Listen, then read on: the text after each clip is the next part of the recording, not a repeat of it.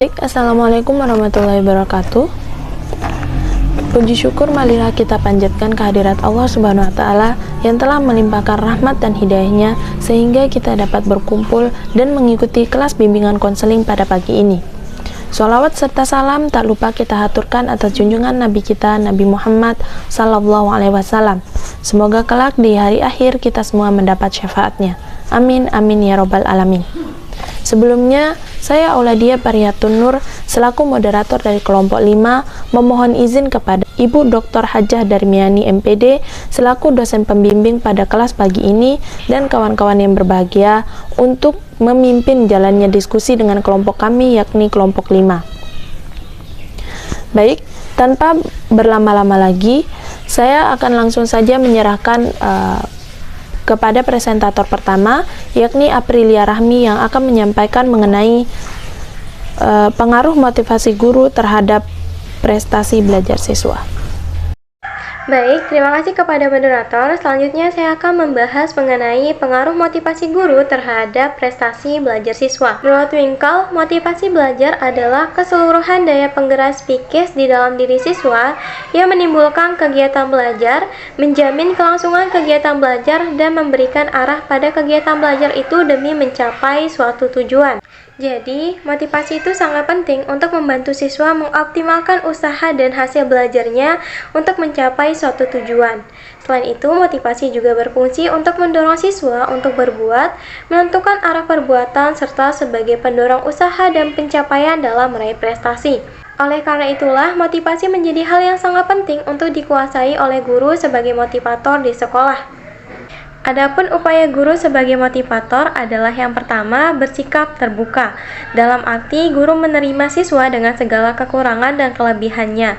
Guru juga melakukan tindakan yang mampu mendorong murid untuk bisa menyampaikan pendapatnya dan juga bisa lebih terbuka dengan diri kita sebagai guru. Kemudian menanggapi pendapat siswa secara positif dan menunjukkan perhatian dan pengertian terhadap permasalahan yang dihadapi siswa. Yang kedua, membantu siswa agar mampu memahami dan memanfaatkan potensi yang ada pada dirinya seoptimal mungkin. Dalam arti, guru harus mampu memberikan gambaran tentang kemampuan dan kelemahan siswanya, di mana nanti kita akan mendorong siswa untuk sekali waktu mengungkapkan perasaannya, kemudian membantu siswa agar memiliki perasaan percaya diri dan memiliki keberanian dalam membuat keputusan, kemudian menciptakan hubungan yang serasi serta merangsang keaktifan siswa. Selanjutnya kita merujuk pada pemikiran Wina Sanjaya di mana ada beberapa upaya bagi guru dalam rangka meningkatkan motivasi belajar siswa, yaitu yang pertama, memperjelas tujuan yang ingin dicapai. Tujuan yang jelas dapat membuat siswa paham ke arah mana ia ingin dibawa. Pemahaman siswa tentang tujuan pembelajaran dapat menumbuhkan minat siswa untuk belajar yang pada gilirannya dapat meningkatkan motivasi belajar mereka. Semakin jelas tujuan yang ingin dicapai, maka akan semakin kuat motivasi belajar siswa. Yang kedua, membangkitkan minat siswa. Siswa akan terdorong untuk belajar manakala mereka memiliki minat untuk belajar. Oleh sebab itu, pengembangan minat belajar siswa merupakan salah satu teknik dalam mengembangkan motivasi belajar. Ada beberapa cara yang dilakukan untuk membangkitkan minat belajar siswa, yaitu dengan menghubungkan bahan pelajaran yang akan diajarkan dengan kebutuhan siswa, kemudian sesuaikan materi pelajaran dengan tingkat pengalaman dan kemampuan siswa, dan yang terakhir, menggunakan berbagai model dan strategi pembelajaran secara bervariasi, misalnya diskusi, kerja kelompok, eksperimen, dan sebagainya. Selanjutnya, upaya yang ketiga, menciptakan suasana yang menyenangkan dalam belajar. Siswa hanya mungkin dapat belajar dengan baik manakala ada dalam suasana yang menyenangkan, merasa aman, bebas dari rasa takut, dan untuk itulah guru sekali-kali dapat melakukan hal-hal yang lucu agar suasana dalam kelas dapat hidup dan menyenangkan. Keempat, berilah pujian yang wajar terhadap setiap keberhasilan siswa. Motivasi akan tumbuh manakala siswa merasa dihargai. Memberikan pujian yang wajar merupakan salah satu cara yang dapat dilakukan untuk memberikan penghargaan. Pujian tidak selamanya harus dengan berupa kata-kata, tetapi pujian juga bisa dengan isyarat seperti senyuman, anggukan yang wajar, atau mungkin dengan tatapan mata yang meyakinkan. Yang kelima, berikan penilaian. Bagi sebagian siswa, nilai dapat menjadi motivasi yang kuat untuk belajar. Oleh karena itu, penilaian harus dilakukan dengan segera agar siswa secepat mungkin dapat mengetahui hasil kerjanya. Penilaian harus dilakukan secara objektif sesuai dengan kemampuan siswa masing-masing. Yang keenam, berilah komentar terhadap hasil pekerjaan siswa. Siswa itu butuh penghargaan, dan penghargaan bisa dilakukan dengan memberikan komentar yang positif. Misalnya, setelah siswa selesai mengerjakan suatu tugas, sebaiknya kita memberikan komentar secepatnya seperti memuji tulisannya yang bagus atau hasil tugasnya yang sangat baik dan sebagainya. Karena komentar yang positif dapat meningkatkan motivasi belajar siswa. Dan yang terakhir adalah menciptakan persaingan dan kerjasama. Persaingan yang sehat dapat memberikan pengaruh yang baik untuk proses pembelajaran siswa. Melalui persaingan, siswa dimungkinkan berusaha dengan sungguh-sungguh untuk memperoleh hasil yang terbaik. Oleh sebab itu, guru harus mendesain pembelajaran yang memungkinkan siswa untuk bersaing secara baik antara kelompok maupun antar individu.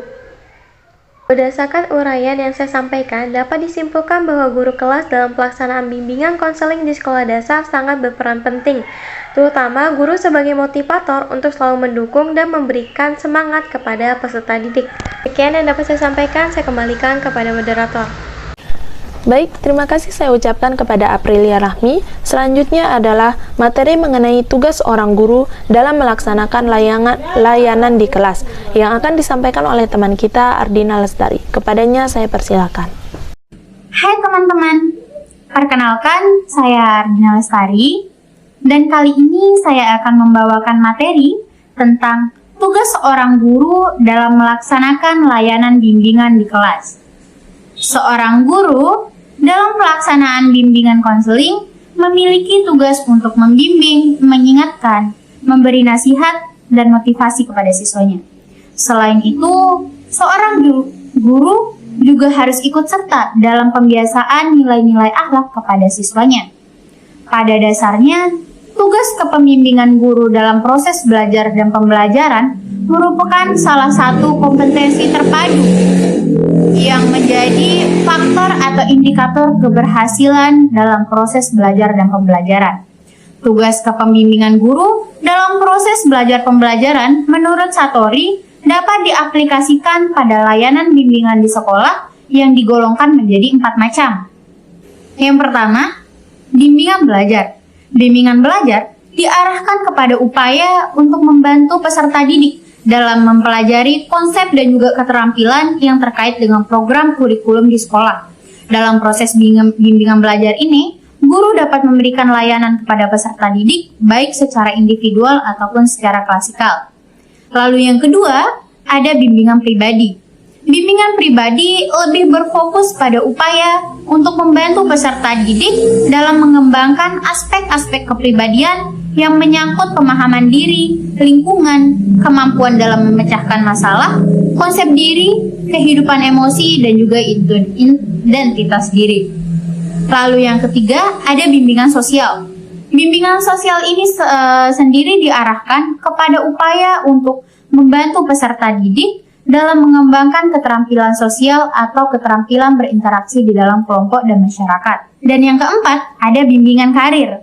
Bimbingan karir di sekolah diarahkan untuk menumbuhkan kesadaran dan pemahaman peserta didik akan beragamnya kegiatan dan pekerjaan di dunia sekitarnya, sehingga para peserta didik mampu untuk menggapai berbagai hal positif dalam hal yang dicita-citakan. Ahmadi dan Ubianti mengemukakan bahwa seorang guru sebagai pembimbing dalam melaksanakan proses belajar mengajar memiliki tugas sebagai berikut.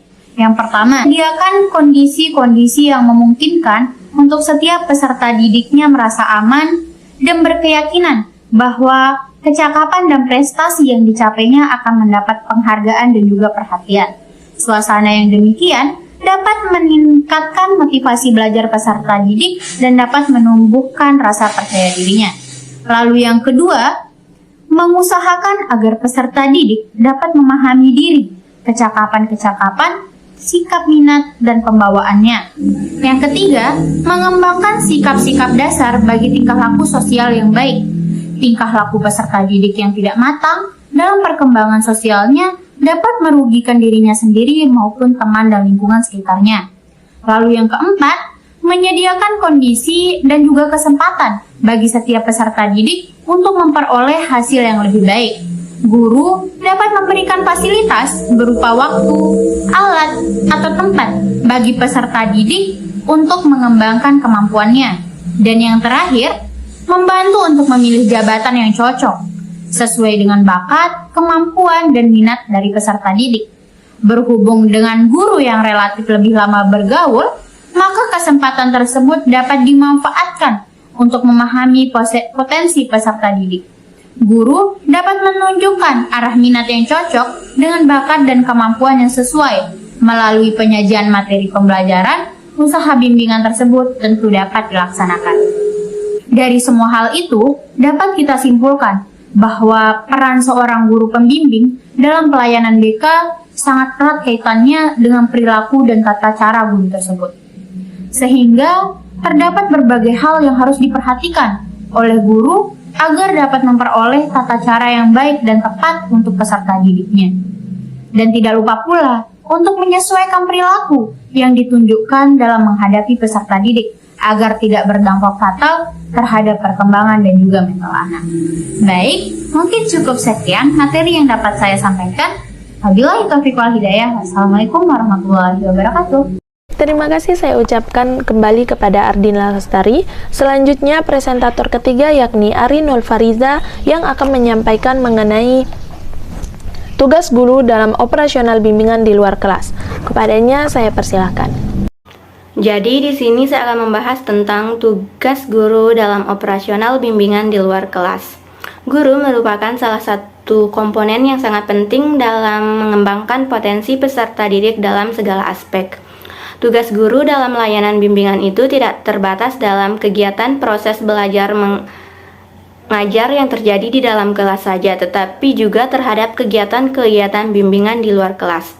Adapun kegiatan-kegiatan bimbingan di luar kelas tersebut seperti yang pertama, memberikan pengajaran perbaikan atau remedial teaching. Hal ini menjadi hal yang sangat perlu dilakukan karena kegiatan belajar mengajar seperti biasanya itu kurang. Jadi ketika guru memberikan materi, hal yang bisa dilakukan selanjutnya adalah memberikan latihan soal kepada peserta didik.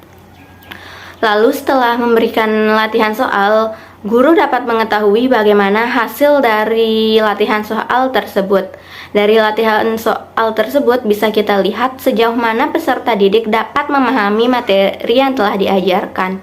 Bagi peserta didik yang dianggap kurang memahami materi tersebut, maka dapat dilakukan kegiatan pengajaran perbaikan ini.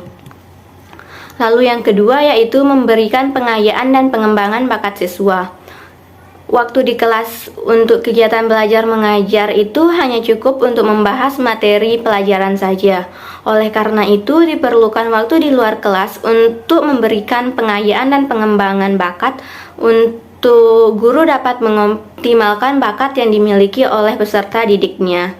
Lalu yang ketiga ada melakukan kunjungan rumah atau home visit. Jadi kunjungan rumah itu adalah hal yang sangat baik untuk dilakukan karena hal ini dapat menyambung komunikasi antara guru dengan orang tua peserta didik. Hubungan sekolah rumah yang sehat dan pelayanan bimbingan yang efektif seringkali dimungkinkan oleh pertemuan-pertemuan antara guru dengan orang tua murid agar guru lebih memahami kebutuhan-kebutuhan, sifat-sifat, dan keadaan murid. Melalui pertemuan-pertemuan itu, program pendidikan dan hasil belajar kelas serta murid-murid tertentu dapat ditafsirkan dengan lebih baik. Selain itu, akan terjalin sebuah kerjasama yang sehat antara sekolah dengan orang tua siswa di rumah, sehingga dapat memperlancar kegiatan-kegiatan bimbingan dan penyuluhan. Namun, kegiatan home visit ini sudah jarang sekali ditemukan, bahkan sudah tidak ada lagi yang melakukannya. Hal ini terjadi karena beberapa faktor, yaitu yang pertama, pihak-pihak yang terlibat merasa sudah cukup dengan pertemuan yang sudah diadakan di sekolah saja. Lalu yang kedua karena jarak tempuh. Terutama di wilayah kota, jarak tempuh biasanya antara sekolah dengan rumah peserta didik itu cukup jauh, memakan waktu beberapa menit karena jarak yang bahkan bisa berkilo-kilometer. Jadi hal ini membuat guru lebih merasa tidak perlu untuk melakukannya. Untuk mengaktifkan lagi kegiatan ini, maka sudah seharusnya pihak sekolah untuk mewajibkan kunjungan rumah tersebut. Tentunya pihak sekolah harus memfasilitasi kegiatan tersebut agar dapat berjalan dengan baik. Dari uraian di atas dapat disimpulkan bahwa tugas guru itu tidak terbatas hanya pada kegiatan belajar mengajar di dalam kelas. Namun ada juga tugas-tugas yang harus dilakukan di luar kelas. Adapun tugas-tugas tersebut yaitu memberikan pengajaran perbaikan, memberikan pengayaan dan pengembangan bakat siswa, serta melakukan kunjungan rumah. Dengan terlaksananya tugas-tugas tersebut diharapkan dapat mencetak atau menjadikan peserta didik dalam versi terbaik. Sekian materi dari saya, terima kasih. Terima kasih atas penyampaian materinya kepada Arinul Fariza. Materi selanjutnya yang akan saya sampaikan sendiri, yakni mengenai tujuan bimbingan konseling di SD. Pemahaman terhadap tugas-tugas perkembangan anak di SD sangat berguna bagi pendidik. Dalam kacamata bimbingan, pemahaman tugas-tugas perkembangan anak sekolah dasar sangat berguna bagi pengembangan program bimbingan konseling. Karena sangat membantu dalam menemukan dan menentukan tujuan program BK di SD, serta menentukan kapan waktu upaya bimbingan dapat dilakukan. Secara umum, bimbingan konseling di SD memiliki tujuan untuk memberikan bekal kemampuan dasar kepada peserta didik untuk mengembangkan kehidupannya sebagai pribadi, anggota masyarakat, anggota warga negara, serta anggota umat manusia. Sementara itu, secara khusus, layanan bimbingan di SD bertujuan untuk membantu siswa agar dapat mencapai tugas-tugas perkembangan yang meliputi aspek pribadi sosial dan aspek pendidikan karir sesuai dengan tuntutan lingkungannya.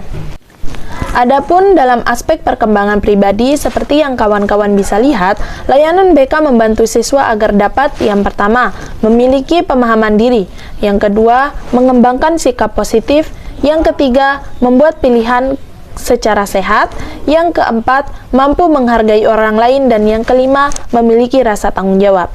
Sedangkan dalam aspek perkembangan dan karir, layanan BK membantu murid agar bisa melaksanakan cara-cara belajar yang benar, menetapkan tujuan dan rencana pendidikan, mencapai prestasi belajar secara optimal sesuai bakat dan kemampuannya, lalu memiliki keterampilan untuk menghadapi ujian.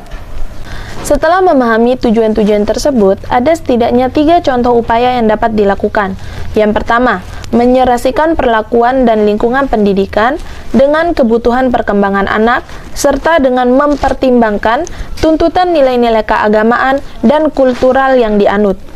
Yang kedua, menyelenggarakan layanan untuk mengembangkan berbagai kemampuan dalam keterampilan pribadi sosial, belajar, dan karir anak yang diperlukan untuk perkembangan dan belajarnya. Lalu yang ketiga, menyelenggarakan layanan intervensi khusus bagi anak-anak yang memerlukan perhatian dan bantuan khusus. Jadi, berdasarkan materi yang telah saya sampaikan sebelumnya, dapat saya simpulkan bahwa bimbingan konseling itu sangat penting keberadaannya, terutama di sekolah dasar. Bimbingan konseling dapat membantu guru untuk membimbing siswanya atau peserta didiknya untuk menentukan atau memiliki rencana pembelajaran ke jenjang selanjutnya. Sekian yang dapat saya sampaikan, saya kembalikan ke moderator. Selanjutnya yaitu materi mengenai karakteristik bimbingan konseling di sekolah dasar yang akan disampaikan oleh presentator ke-5 yakni Aulia Izzatun Nafis. Kepadanya saya persilahkan. Assalamualaikum warahmatullahi wabarakatuh. Nama saya Aulia Izzatun Nafis. Pada kesempatan kali ini saya akan menyampaikan tentang karakteristik bimbingan dan konseling di sekolah dasar. Program bimbingan dan konseling sangat diperlukan dalam pelaksanaan instruksional karena dalam prakteknya tidak sedikit di antara siswa dalam mengikuti proses belajar mengajar mengalami kesulitan dalam menangkap dan memahami isi pelajaran yang disampaikan oleh guru. Beberapa faktor penting yang perlu diperhatikan dalam pelaksanaan layanan bimbingan dan konseling di sekolah dasar menurut Dingmeyer dan Caldwell adalah yang pertama, bimbingan di sekolah dasar lebih menekankan akan pentingnya peranan guru dalam fungsi bimbingan. Dengan sistem guru kelas, guru lebih memiliki banyak waktu untuk mengenal peserta didik lebih mendalam, sehingga memiliki peluang untuk menjalin hubungan yang lebih efektif. Yang kedua, fokus bimbingan di sekolah dasar lebih menekankan pada pengembangan pemahaman diri, pemecahan masalah, dan kemampuan berhubungan secara efektif dengan orang lain. Yang ketiga, bimbingan di sekolah dasar lebih banyak melibatkan orang tua, mengingat pentingnya pengaruh orang tua dalam kehidupan peserta didik selama di sekolah dasar. Yang selanjutnya, bimbingan di sekolah dasar hendaknya memahami kehidupan peserta didik secara unik. Yang selanjutnya, program bimbingan di sekolah dasar hendaknya peduli terhadap kebutuhan dasar peserta didik seperti kebutuhan untuk matang dalam penerimaan dan pemahaman diri, serta memahami keunggulan dan kelemahan dirinya. Yang selanjutnya, program bimbingan di sekolah dasar hendaknya meyakini bahwa masa usia sekolah dasar merupakan tahapan yang amat penting dalam perkembangan peserta didik.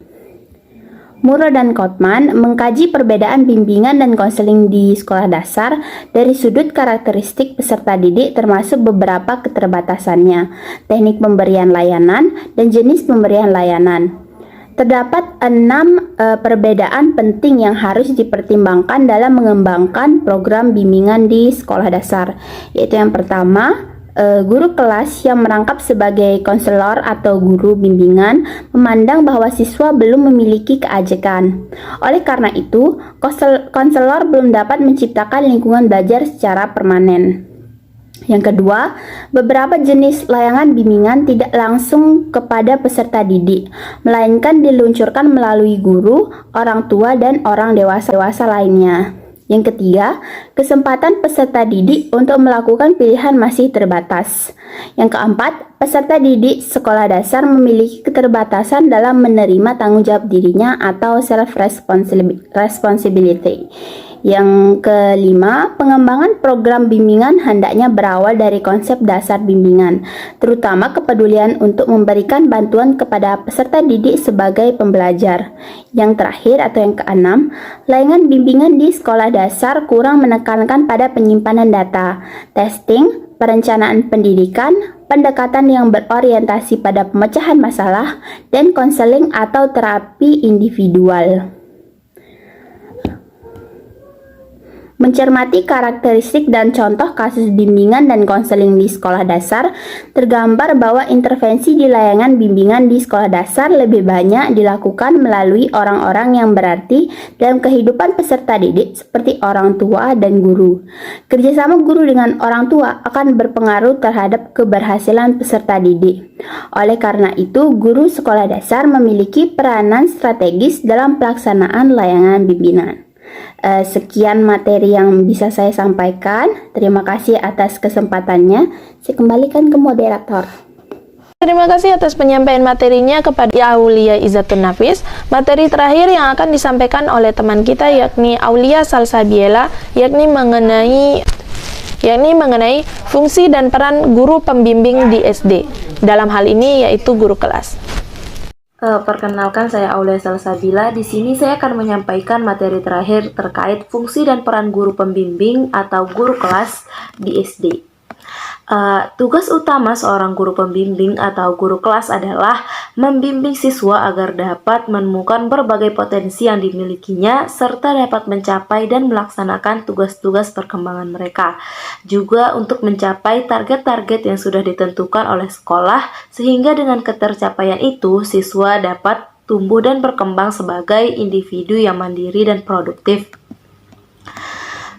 Di sini Prayitno dan kawan-kawan menyatakan bahwa guru pembimbing adalah pelaksana bimbingan konseling di sekolah yang secara khusus ditugaskan untuk itu. Dengan demikian, bimbingan dan konseling tidak terlaksana oleh sembarang orang. Di sini Rohman Natawijaya tahun 2007 merekomendasikan fenomena perilaku guru dalam bimbingan dalam rangka PBM, yaitu yang pertama, mengembangkan iklim kelas yang bebas dari ketegangan dan yang bersuasana membantu perkembangan siswa. Yang kedua, memberikan pengarahan atau orientasi dalam rangka perkembangan siswa. Yang ketiga, mempelajari dan menelaah siswa untuk menemukan kekuatan, kelemahan, dan kesulitan yang dihadapinya. Kemudian yang keempat, memberikan konseling kepada siswa yang mengalami kesulitan, terutama kesulitan yang berhubungan dengan bidang studi yang diajarkannya. Yang kelima, menyajikan informasi tentang masalah pendidikan dan jabatan. Yang keenam, mendorong dan meningkatkan pertumbuhan pribadi dan sosial siswa. Yang ketujuh, melakukan pelayanan rujukan referral. Yang kedelapan, melaksanakan bimbingan kelompok di kelas. Selanjutnya, memperlakukan siswa sebagai individu yang mempunyai harga diri dengan memahami kekurangan, kelebihan, dan masalah-masalahnya. Kemudian melengkapi rencana-rencana yang telah dirumuskan siswa. Selanjutnya, menyelenggarakan pengajaran sesuai dengan kebutuhan dan kemampuan siswa. Setelah itu, membimbing siswa untuk mengembangkan kebiasaan belajar dengan baik. Kemudian menilai hasil belajar siswa secara menyeluruh dan berkesinambungan. Lalu melakukan perbaikan pengajaran bagi siswa yang membutuhkan. Kemudian menyiapkan informasi yang diperlukan untuk dijadikan masukan dalam konferensi kasus. Selanjutnya, bisa bekerja sama dengan tenaga pendidik lainnya dalam memberikan bantuan yang dibutuhkan siswa. Yang terakhir, memahami atau melaksanakan kebijaksanaan dan prosedur-prosedur bimbingan yang berlaku. Di sini saya akan memberikan contoh kasus, yaitu siswa yang malas belajar. Nah, siswa yang malas belajar ini bisa jadi dikarenakan adanya masalah atau gangguan belajar yang dialami oleh siswa tersebut. Nah, gangguan belajar ini dapat membuat anak malas karena kesulitan dalam menangkap atau memahami informasi yang diberikan oleh guru. Lalu, apa yang bisa kita lakukan sebagai guru pembimbing dalam menghadapi siswa yang malas belajar tersebut? Nah, untuk menghadapi hal tersebut, maka guru pembimbing harus memiliki strategi mengajar agar anak didik bisa lebih bersemangat dalam belajar. Strategi yang bisa diterapkan adalah yang pertama, menciptakan kesiapan belajar. Peserta didik yang berada dalam kondisi siap akan merasa tertarik untuk mengikuti proses pembelajaran di kelas. Kedua, memberikan motivasi. Pemberian motivasi kepada peserta didik dilakukan secara verbal dan nonverbal. Yang ketiga, mengurangi marah yang berlebihan. Karena jika pendidik marah secara berlebihan, ini bisa memperparah keadaan dan hanya akan menambah rasa malas peserta didik. Yang keempat, menciptakan keharmonisan. Keharmonisan bisa terjadi jika seorang pendidik mampu menempatkan dirinya dalam kondisi kejiwaan peserta didik. Yang kelima, memberikan bimbingan seperlunya, yaitu membimbing hal penguasaan aspek keilmuan, membimbing dalam hal penguasaan aspek psikomotorik, dan membimbing dalam hal penerapan aspek sikap atau afektif. Yang keenam, menyelipkan jenaka sebagai transisi pembelajaran agar anak itu tidak bosan gitu ya kalau kita serius terus. Nah, yang ketujuh, membangkitkan efek rasa malu. Namun efek ini hanya akan digunakan untuk hal-hal edukatif. Yang kedelapan, memberikan hadiah. Nah, untuk menghadapi peserta didik yang malas belajar adalah memberikan hadiah menarik bagi siapa saja yang mampu menyelesaikan tugas atau latihan tepat waktu dan memperoleh nilai 100 atau jawabannya benar semua. Mungkin hanya itu yang bisa saya sampaikan. Saya kembalikan ke moderator. Dengan berakhirnya penyampaian materi oleh presentator ke-6, maka berakhir pula penyampaian materi dari kelompok 5. Saya mewakili kelompok saya meminta maaf apabila ada kekurangan dan kesalahan. Sekian, terima kasih.